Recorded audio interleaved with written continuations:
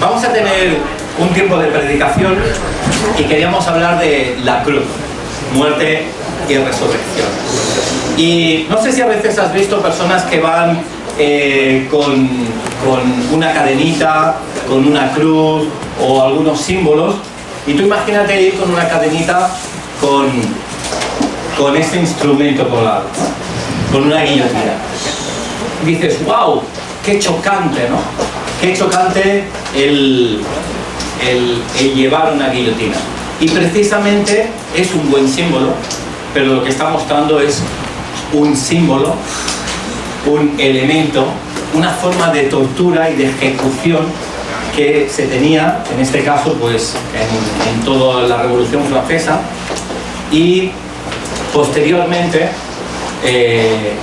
por desgracia, pues otros elementos como silla eléctrica, inyección letal, etc. Pero con anterioridad el Imperio Romano utilizaba la cruz. La cruz.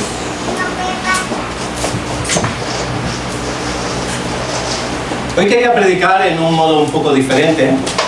Recordaba a Pablo cuando dice, pues Cristo me envió a predicar el Evangelio no con palabras elocuentes, para que no se haga vana la cruz de Cristo. Y como hoy voy a hablar de la cruz de Cristo, no quiero poner elocuencia a lo que voy a compartir, pero sí me gustaría transmitir o poder transmitir qué cosas sucedieron. Había un historiador de la época de Jesús, él era judío, se llama Flavio Josefo, y él ha dejado escritos algunos libros que explican cómo era la sociedad de entonces. Este señor ha llegado a registrar muchos libros, uno de ellos, Antigüedades de los Judíos. Y en este libro, Antigüedades de los Judíos, el historiador, estamos hablando 95 después de Cristo, años después de la muerte y resurrección, él habla de muchas personas que se autoerigen como salvadores o conquistadores, pero él está a favor del pueblo judío y simpatizante del Imperio Romano, del pueblo romano. Y él deja algunos comentarios sobre ese que parece que es Jesús. Dice, por este tiempo apareció Jesús, un hombre sabio, y atrajo hacia él a muchos judíos. Y cuando Pilato, frente a la denuncia de aquellos que son los principales entre nosotros, lo había condenado a la cruz.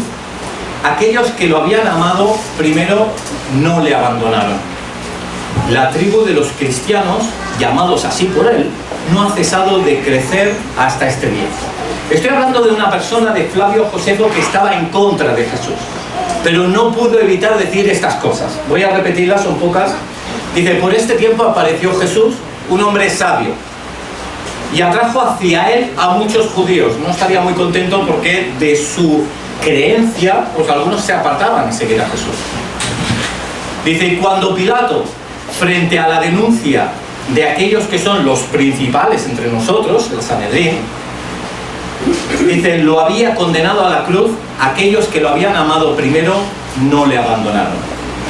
La tribu de los cristianos, la tribu, somos de la tribu de los cristianos, llamados así por él, no ha cesado de crecer hasta este día.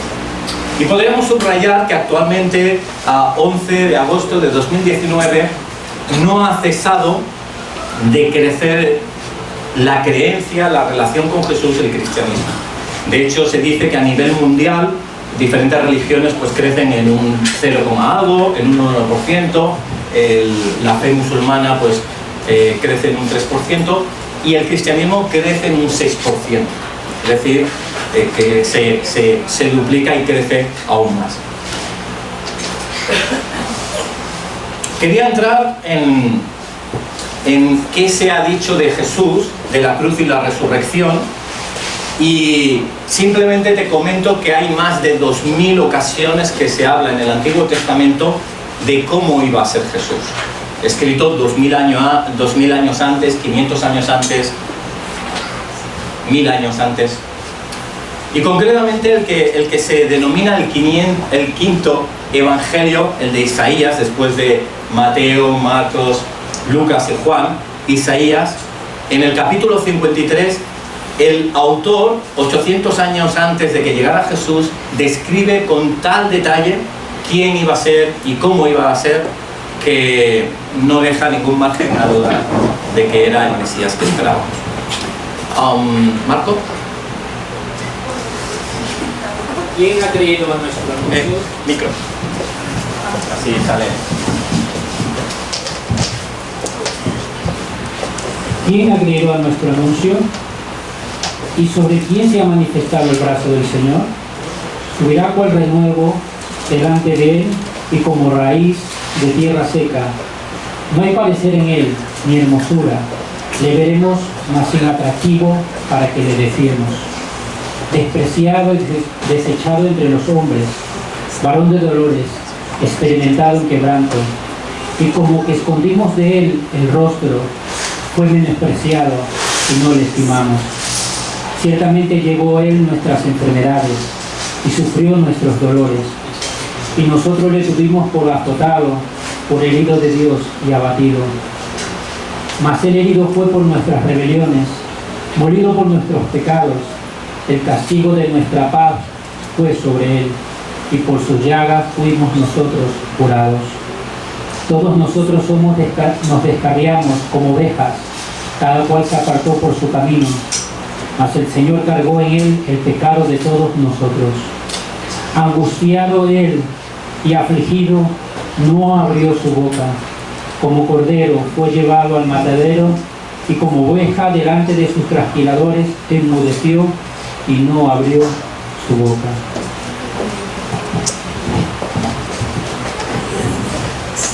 El profeta Isaías detalla cómo murió Jesús. Incluso realiza esa analogía, esa ilustración, ese símil con un cordero. No sé si en alguna ocasión has tenido la oportunidad de ver el sacrificio de un cerdo.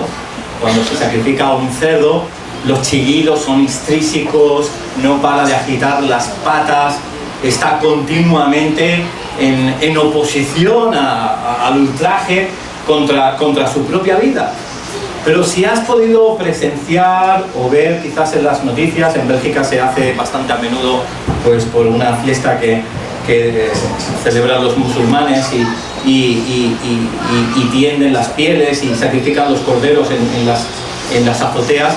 Pues cuando se sacrifica un cordero, curiosamente se le pone el cuchillo detrás de la oreja y va afilando, cortando el cuello, degollando hasta el otro extremo. Y es curioso porque el cordero esboza tan solo una sonrisa. En ningún momento agita las patas, en ningún momento grita, esboza una sonrisa. Es curioso porque animales conocemos miles, hasta insectos, podríamos decir cientos más. Todos tienen algún sistema de protección. Hasta el escarabajo, el león, el guepardo, el que no esconde su cabeza como el avestruz, el que no cambia el color de su piel como el camaleón. Pero si te fijas, la oveja, el cordero, no tiene ningún sistema de defensa. Tiene patas cortas y torpes, tiene un cuerpo bastante fornido que no es fácil pues camuflarse, tiene un color blanco que es llamativo dentro de todo un paisaje, no tiene dientes afilados, no tiene pezuñas con garras. Y Jesús vino a entregarse por ti y por mí. Y simplemente quería dar una descripción. Hoy no quiero predicar, quiero leer, quiero extraer lo que encontramos en la palabra sobre la muerte y resurrección. Y me va a acompañar Eliam libremente cuando él quiera.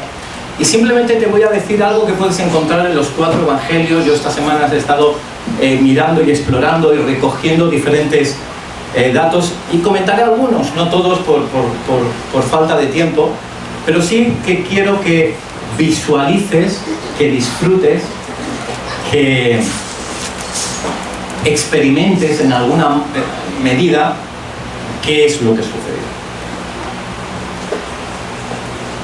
Jesús, ese hombre, siendo Dios perfecto, Dios, hombre, él había vivido durante 30 años con una familia, era un chico normal, parecía, y trabajaba en la carpintería, se tuvo que hacer del negocio familiar. Su padre, José, su padre supuesto, el marido de su madre, pues había fallecido joven y se tuvo que ocupar. Pero cuando llegó a los 30 años comenzó un ministerio público. Así cumplía la ley que decía que hasta los 30 años uno no podía ser sacerdote, es decir, intermediario entre Dios y los hombres. ¡Qué ironía! Hablamos de Dios mismo, Jesús, pero Él guardó eso.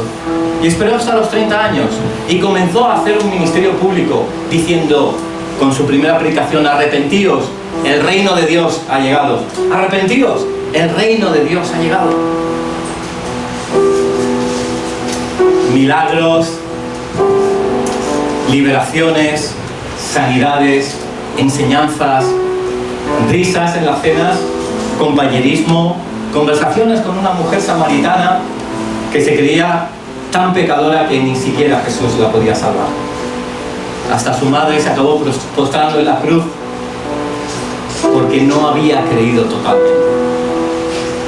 Sus propios hermanos en la carne, porque José y María tuvieron más hijos e hijas, Santiago, Judas, pudieron luego disfrutar de ese Salvador, y no solo de un hermano más.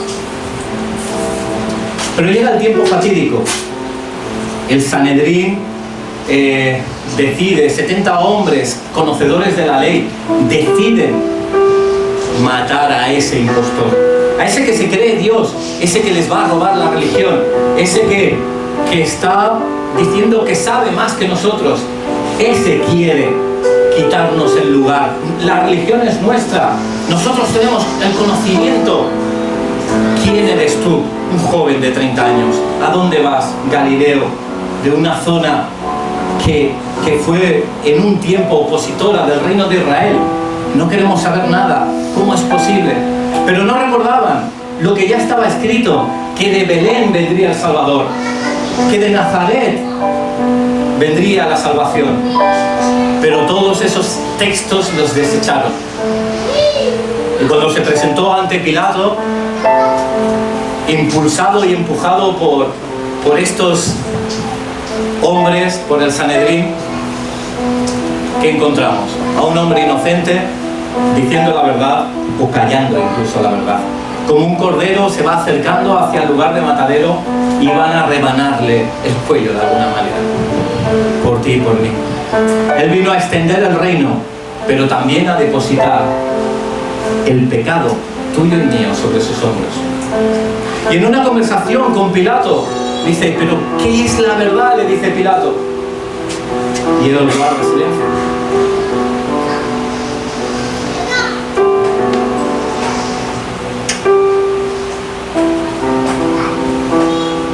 ¿Qué pecado has cometido?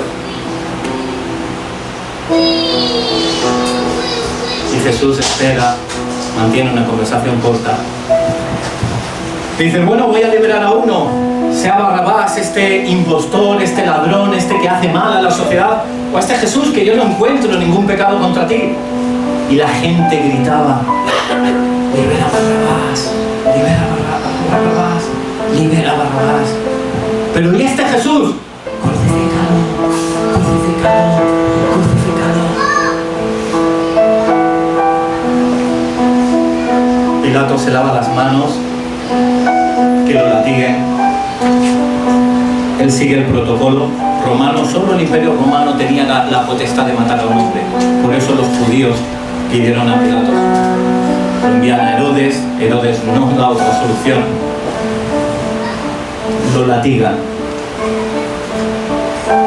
le pegan, diciéndole: Salvador, a ver, profetiza, ¿quién te está pegando? Cierra los ojos, ¡plas! ¿Quién te ha pegado? Burlándose, como en el patio de un colegio cruel. Le mesaron la barba. ¿Sabes qué significa eso? Que le arrancaron la barba a tirones.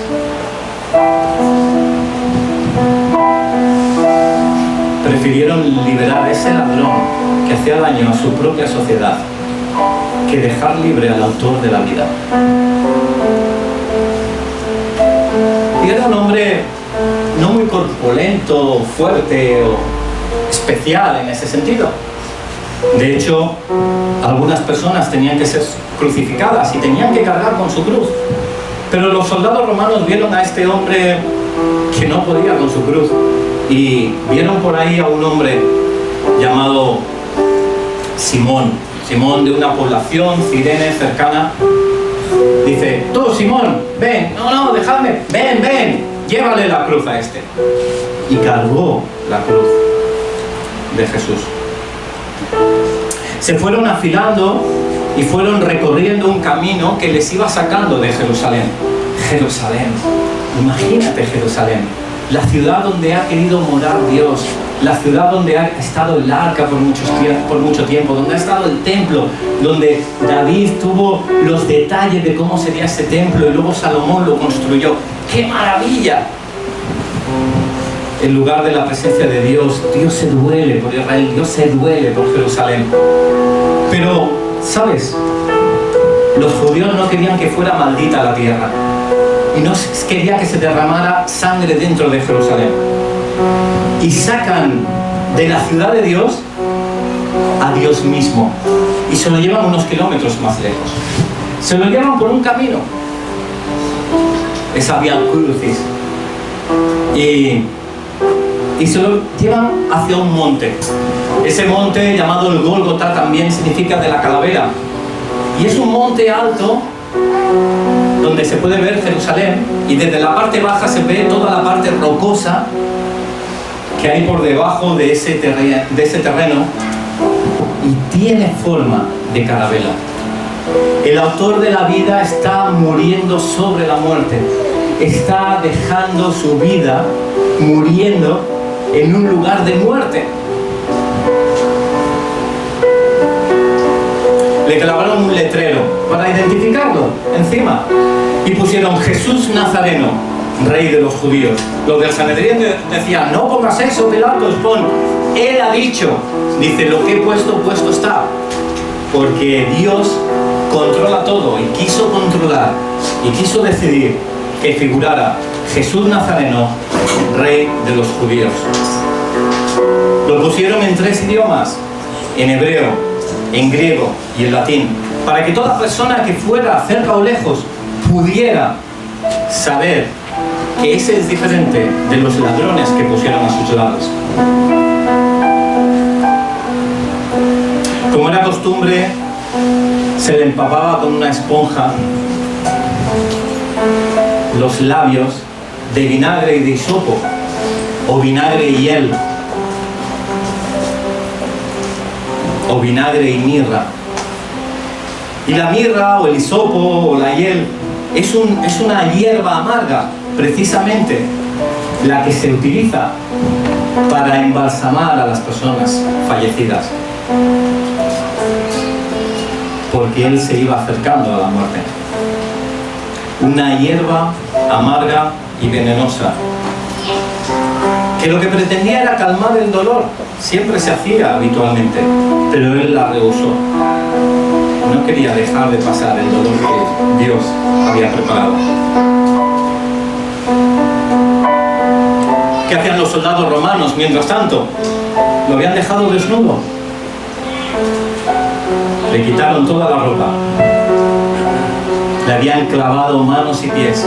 Lo habían levantado, tan solo aguantado por esos clavos.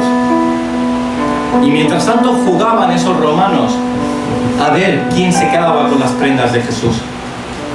Algunas de ellas se podían repartir entre varios, pero había una túnica que no tenía costura, que era de alto valor, la propia túnica de Jesús. la cual tuvieron que echar suertes para no destrozarla. Y así estaba escrito que sus prendas serían repartidas, que sus vestidos serían echados a suertes. Todo estaba escrito. Le crucifican, sí, a la tercera hora, las 9 de la mañana. Cuenta siempre a partir de las 6 de la mañana. Las 9 de la mañana, la tercera hora. Lo crucifican. Era la costumbre. Hoy con mayor razón. No quieren que haya un cadáver esta noche, porque mañana es un día de celebración en el pueblo judío. El pan, o sea, la fiesta de los panes sin levadura. Y es necesario que muera pronto, porque no queremos que quede toda la noche expuesto, para que no contamine nuestras fiestas. Así que a las 9 ya estaba crucificado, a las 9 de la mañana. A derecha e izquierda tenía otros ladrones, para cumplir la palabra que decía que con los inicuos sería crucificado. Ambos ladrones representan la propia sociedad. El que se ríe y se burla diciendo: si eres Dios, baja de ahí, bájanos a nosotros. ¿Acaso esto es verdad lo que está diciendo? Pero otro que decía: cállate, ni siquiera en este momento le reconoces. Por favor, ponme a tu derecha, ponme contigo, quiero vivir contigo. Y ese ladrón que encuentra en sus últimos momentos de vida la salvación, recibe la palabra más segura, que le dice: estarás conmigo en el paraíso. En ese lugar maravilloso que ya se acerca hacia las bodas del Cordero, ese lugar que ya es plataforma hacia el cielo. Coronas de espinas se tejen. ¿Sabes? En el capítulo 2 de Génesis se dice que por el propio pecado surge, capítulo 3, perdón, por el propio pecado la tierra produce espinos. Los espinos no fueron creados en la tierra primera, en la creación.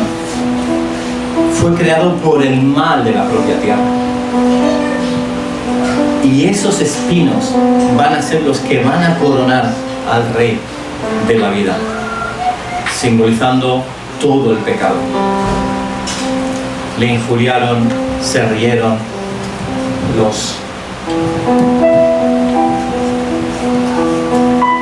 los gobernantes decían: ¿acaso es Dios? Pues que baje. Estaba esta semana leyendo un libro, Institución de la Religión Cristiana, de Juan Calvino, y precisamente Dios permitió que leyera este texto que os quiero compartir.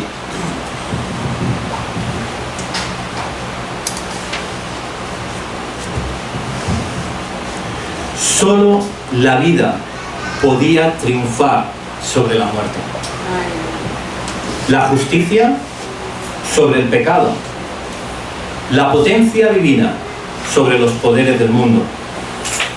Asimismo, fue muy necesario que aquel que había de ser nuestro Redentor fuese verdadero Dios y verdadero hombre, porque había de vencer a la muerte. ¿Quién podría hacer esto sino la vida? Tenía que vencer al pecado. ¿Quién podía lograrlo sino la misma justicia? Había de destruir las potestades del mundo y del aire. ¿Quién lo conseguiría sino un poder mucho más fuerte que el mundo y el aire? ¿Y dónde residen la vida, la justicia, el mando y el señorío del cielo sino en Dios? Por eso Dios, en su clemencia, se hizo redentor nuestro en la persona de su unigénito cuando quiso redimirnos. En el libro de Hebreos podrás leer toda la exposición que el autor hace hacia el pueblo judío diciendo: ¿qué? ¿Que Jesús no es el Salvador? ¿Que no es el Mesías? Pues ahora te voy a recitar continuamente un montón de textos que hablan del Antiguo Testamento, que están hablando del Jesús que murió por ti y por mí. Y entonces demuestra con argumentación muy pura y solemne, va indicando cómo Jesús es superior a los sacerdotes, al sumo sacerdote Aarón, incluso superior a Moisés, cómo es superior a los ángeles, cómo es superior a todo demonio y a toda hueste del mal. el autor de la vida. Imagínate a Jesús ahí. Imagínalo por un momento. Cabizbajo, desangrándose.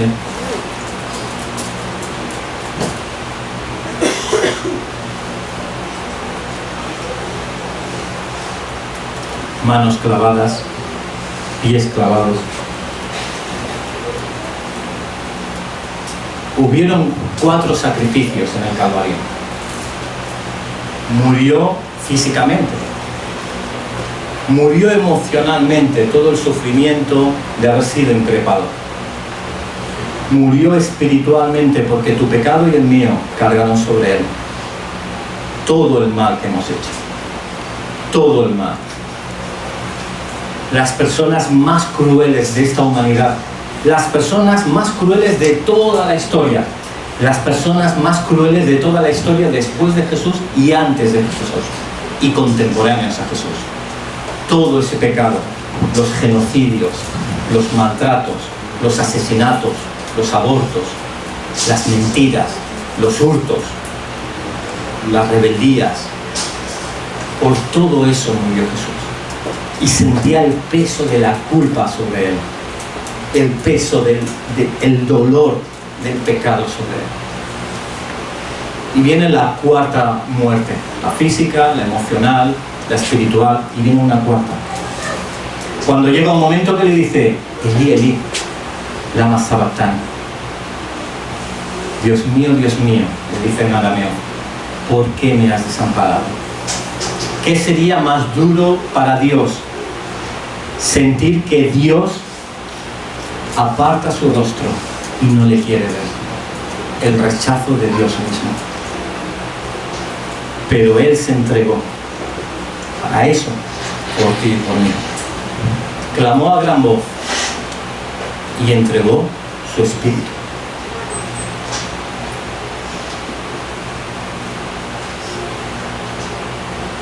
Pero cuando la vida muere, pasan milagros. Primer milagro. Él estuvo agonizando desde la hora 6ª a la 9ª. Y dice en el texto que hubieron tinieblas. Todo se oscureció. Desde las 12 de la mañana a las 3 de la tarde, todo estaba oscuro. Y es que es normal. Está muriendo la vida. La propia naturaleza no va a responder con la oscuridad. Un segundo milagro, el sol se oscureció. Así como se iba pasando la vida del autor de la vida, de Jesús. Un tercer milagro es que en el templo había una tela, una cortina muy alta que separaba el lugar santo del lugar santísimo. El lugar santísimo es ese lugar privilegiado solo para una persona. El sumo sacerdote una vez al año podía entrar allá para remisión de los pecados de toda la población.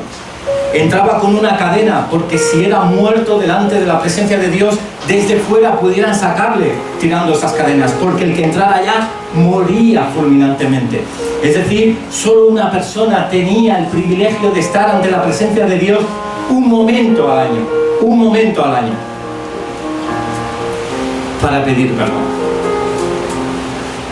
Y fuera, al otro lado, había el lugar santo, que allá sí que podían muchas personas ir y ver el candelero que emitía luz, recordando que Jesús es la luz, la mesa de los panes de la proposición, recordando que Jesús es el pan de vida, lo que nos alimenta, el incensario que está recordando que es un intermediario entre el Padre y nosotros, y por ahí sí se podían pasar, pero no podían estar delante de la presencia de Dios.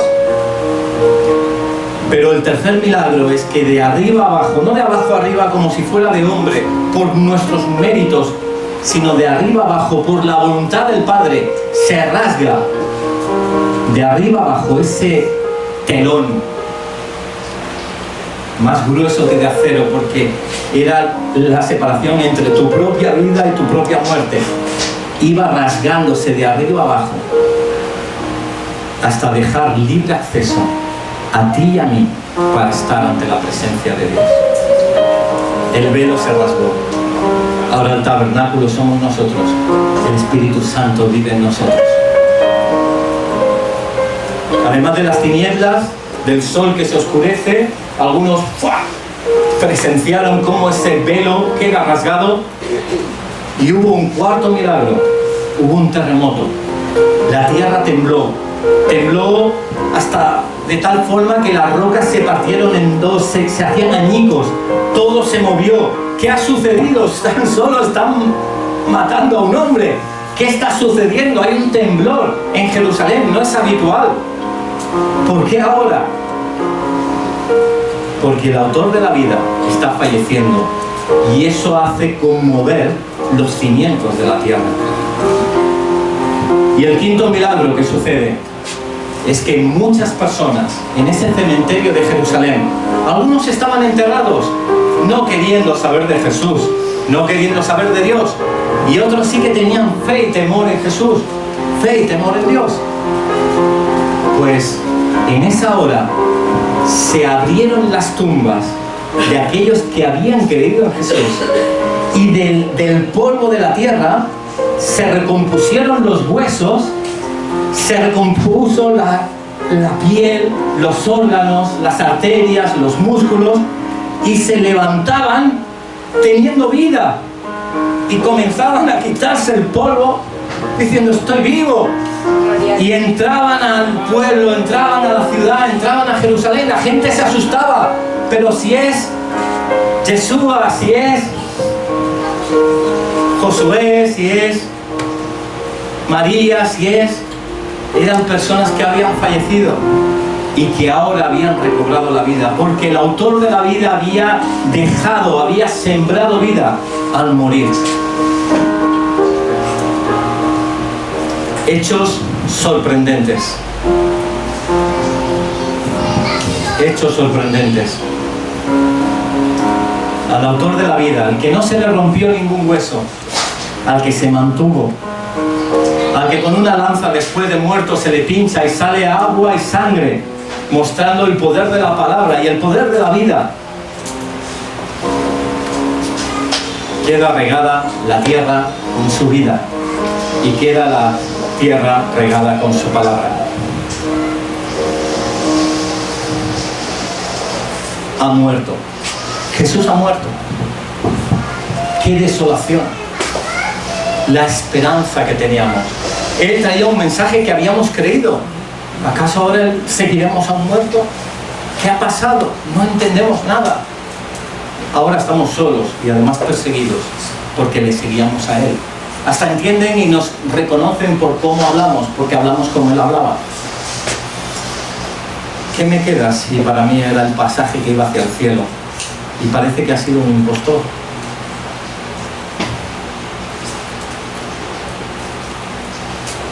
Vamos a enterrarlo. Parece ser que ha sido un hombre más. Un rico. De Arimatea se desconoce exactamente cuál es la población actualmente en torno a Jerusalén. Un hombre era rico, no tenía por qué hacerlo, pero sintió de forma noble buscar el cuerpo de Jesús y pedirlo cuando lo bajaron de la cruz, pedirlo para meterlo en su propio sepulcro, en un sepulcro que estaba nuevo, que no había entrado nadie.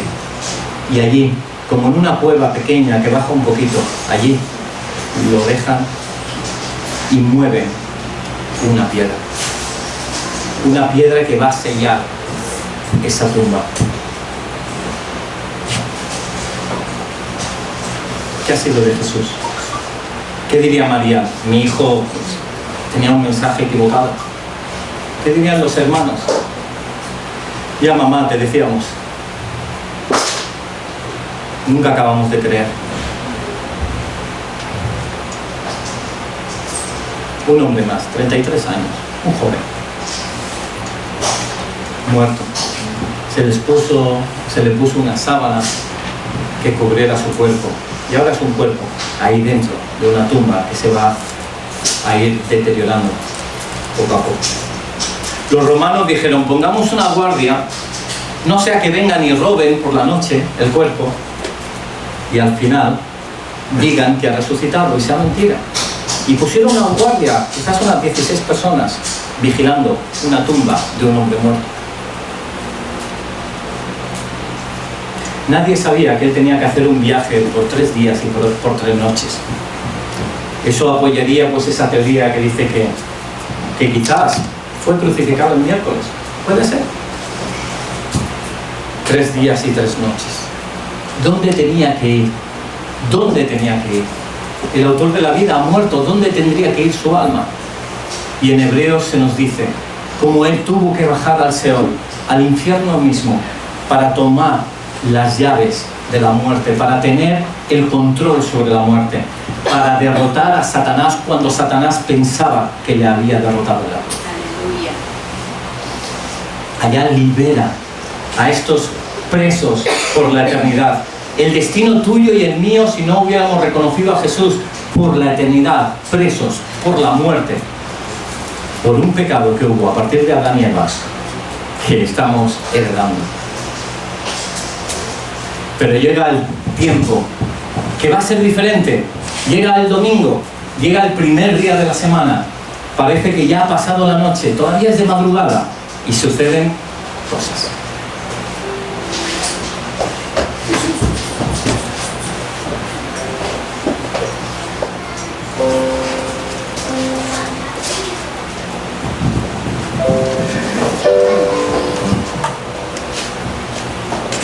El primer día de la semana, María Magdalena fue de mañana, siendo aún oscuro el sepulcro, y vio quitada la piedra del sepulcro. Entonces corrió y fue a Simón Pedro y al otro discípulo, aquel al que llamaba Jesús, y les dijo: se han llevado del sepulcro al Señor, y no sabemos dónde lo han puesto. Y salieron Pedro y el otro discípulo y fueron al sepulcro. Corrían los dos juntos, pero el otro discípulo corrió más deprisa que Pedro, y llegó el primero al sepulcro. Y bajándose a mirar, vio los lienzos puestos allí, pero no entró. Luego llegó Simón Pedro tras él, y entró en el sepulcro, y vio los lienzos puestos allí, y el sudario que había estado sobre la cabeza de Jesús, no puesto con los lienzos, sino enrollado en un lugar aparte.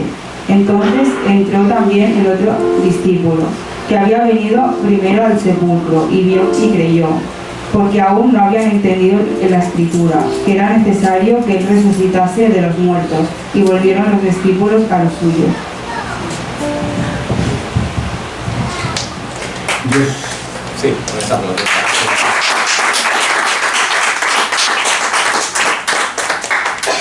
Dios tuvo un trato privilegiado con las mujeres también, y permitió que fueran unas mujeres con una mentalidad de que él estaba muerto, trayendo simplemente unas especias aromáticas para intentar ocultar la degradación de su cuerpo, de sus órganos, para intentar suavizarlo.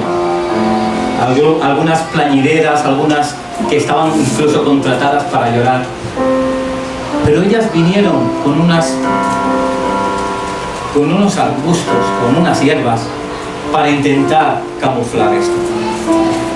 Ellas iban a visitar a un muerto y tenían algo: que la tumba, que era como una cueva, la puerta estuviera sellada con esa piedra tan grande, y la única preocupación en ellas era: ¿quién nos moverá esa piedra?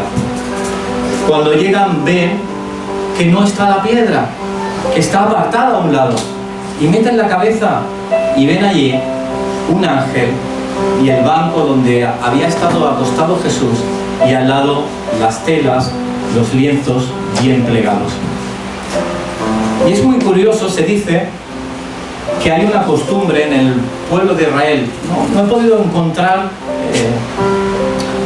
total seguridad en esto, lo he estado buscando, pero como mínimo me parece muy significativo.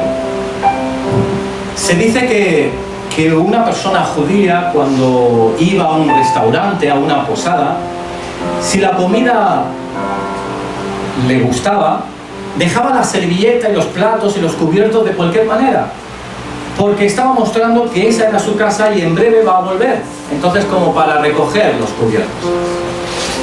En cambio, aquel que acababa molesto con el lugar, no le había gustado la cantidad o la calidad o el servicio, dejaba todo muy bien arreglado, la servilleta, los platos, los cubiertos, transmitiendo el mensaje de: aquí yo no voy a volver. Y sabes, sea como fuere, Jesús dejó todo muy bien doblado, porque a la tumba ya no iba a volver. Aleluya. ¿Puedes darle un aplauso a Jesús?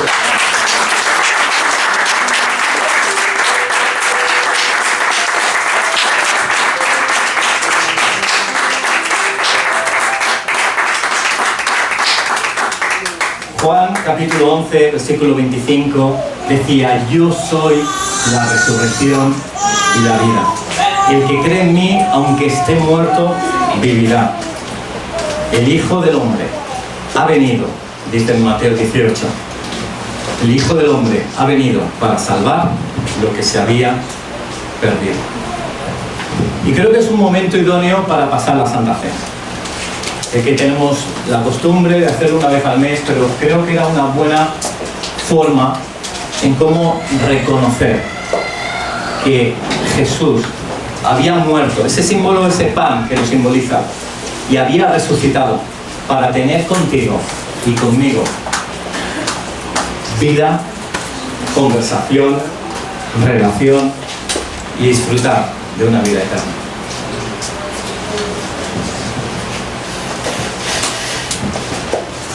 Mientras tanto, pues podemos reflexionar en estos temas.